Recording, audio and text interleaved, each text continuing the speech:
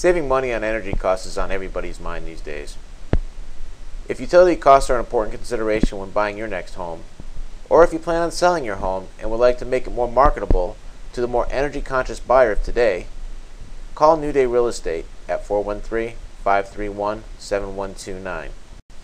As a member of the Green Resources Council, I can help you achieve those goals. Thank you, everybody. So we have a brief presentation this evening on the outcomes of the feasibility assessment. We will be turning over a number of copies of the full report, which is the size of this volume, as well as making electronic copies available to the town for posting on the website so that the information can be disseminated throughout the community. The content of the report has a brief overview of the former state school and the site constraint assessment that we performed. We did a water and wastewater infrastructure assessment. We looked at traffic and access assessment. And as Doug explained, our real estate experts and market indicators and indications.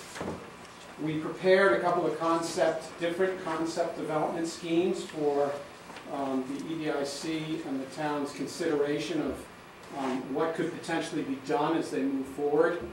And we also did go through a permit assessment of what it would take under each scenario to get the site ready for development. And then we have some conclusions and recommendations. On the site constraints assessment, we reviewed the zoning and subdivision regulations. We took a look at the wetlands, priority habitat, historic resources in the area. We looked at the NRCS soils maps for development constraints.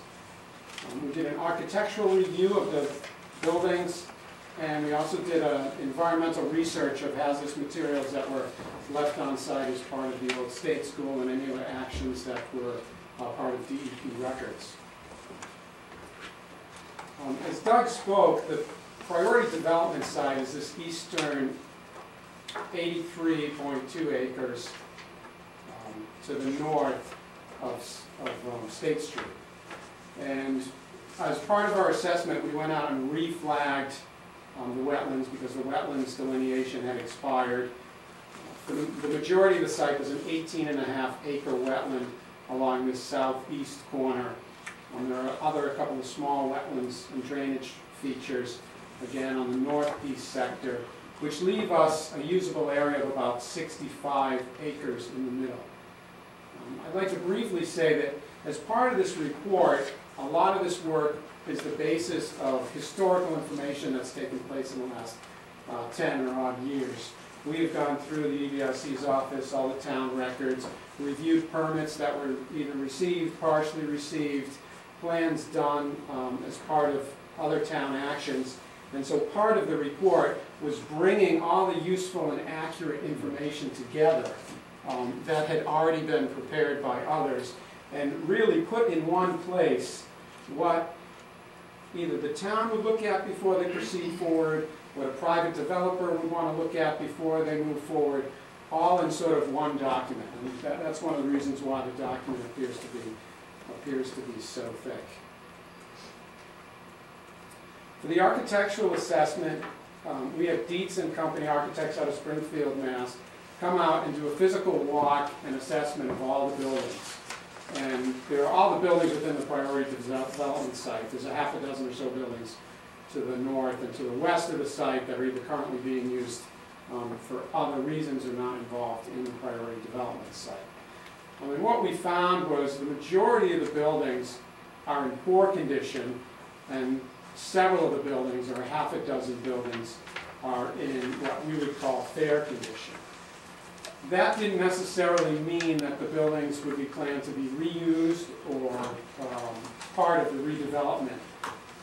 We currently really focused on only 4 buildings as part of the redevelopment scenario, and that included the gymnasium building, a former dormitory building, the infirmary, and an administration building that's sort of at the key or the corner of the beginning of the development.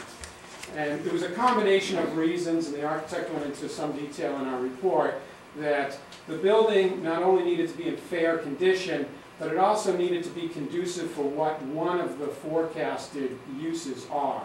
So, you know, in the gymnasium building, the walls could be taken, there's not many walls, so it could be reused fairly simply for a number of different uses.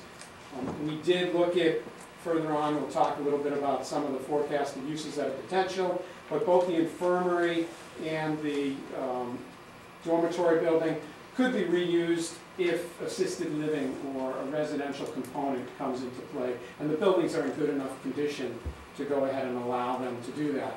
There are a couple of other smaller buildings up here in the north that could be reutilized, but are unlikely under a formation of planned development.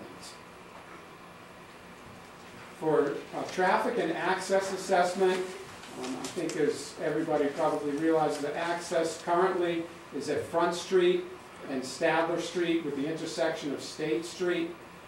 There are secondary means of access for convenience and emergency from Jackson Street, and we believe the two primary access will be, the main access will be in this general area on State Street, and the secondary and convenience access for emergency vehicles will be up off of Jackson Street.